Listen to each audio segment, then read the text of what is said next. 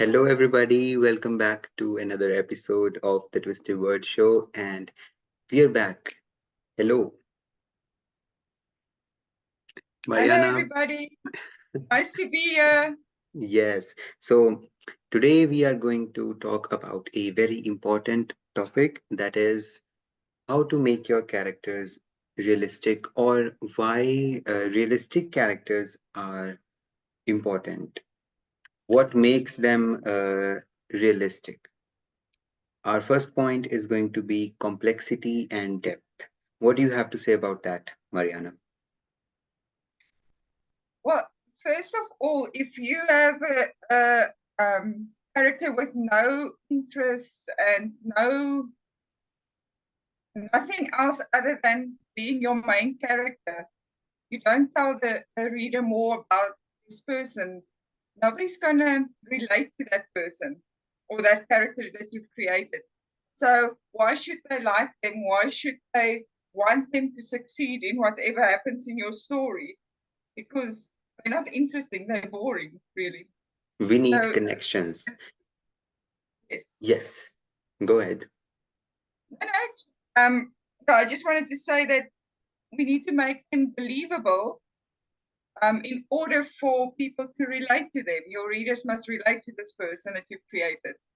Just like we discussed, that life is complex, life is complicated, life is not Yes. just a straight line, and straight lines are boring. So just like the complicated web of life, your character's life should also be complex and should contain depth, and not just Yeah. a simple dot or a simple line. It should be a complex web. Get that? Okay, so Yes. the next point is consistency with growth. Changes overnight does not really happen. They could happen in special cases, but they're more believable when there is a cause and it has an effect, and when they happen over time or happen again and again. What do you have to say about that? Consistency with growth. Yes, it reminds me of the example that if a serious life-changing thing occurs in a person's life, you can change overnight, like you can become better overnight, depending on what happened. But if it's a minor thing, it won't be very believable or realistic. For example, if someone takes something from you, something minor, um, to then want to wipe them from the earth because they've taken your chocolate or your sweet or whatever minor thing it was that they took from you. But if it's done daily over a period of time, you might get to that point where you don't want to see them ever again. And it might Yes, be believable, if you react in a very harsh way towards them. So I think just again to stay realistic with the cause and effect, not exactly. to Also, overdo it. yes, in the example that you described, the case where the extreme reaction comes in, uh, that is realistic because it has a realistic cause. It happens over time again and again, and the person gets frustrated and comes to that point when he has to lash out. So, yes. So the next point will is going to be on the writing part of the characters. It comes on the writers now. Well, it's obviously everything is on the writers, but this point is especially on the writing part, the thing that comes into the book. Realistic dialogue. Writers Yeah. tend to make characters that are like saying things that a normal person would not, because in everyday life we don't use super vocabulary. Of course, we share many deep, meaningful messages, but we do that in a simple language.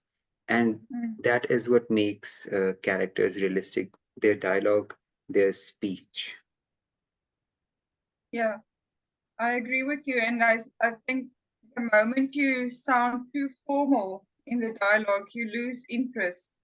And Yes, also, sometimes your character might sound like they're preaching to the other person to bring a point across, where it could yes. have been done in a normal way, the way you would maybe tell a sibling not to steal, or without Exactly. sounding preachy. You know, you might threaten them rather than preach to them. You know what I mean? It's like it should sound like an actual conversation. I think something that works well is to read Yes. it out loud and see what it sounds like, um, Maybe because you you will can pick up. create have a little activity with your friends, assign them characters and make them speak those, and then you really get the feel of like what Yes. is he really saying that? Yeah. Like, surely you didn't just say that. Okay, so now our last tip, which is very important. We tend to make our characters all perfect. We want them to be the most ideal versions of ourselves sometimes. But you get that.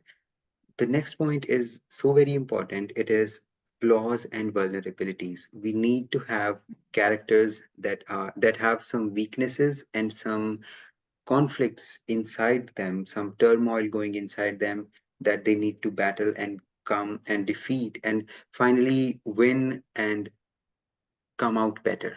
What do you say? Yeah.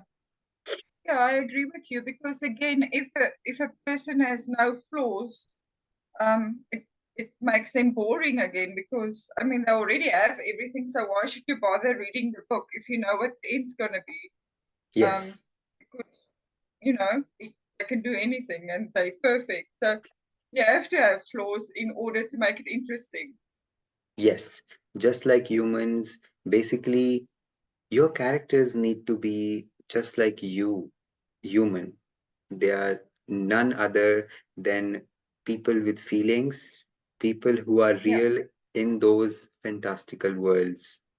And with yeah, that, we come to an end with another great episode. And we will see you again in the next episode. See you all it was again. good talking to everybody.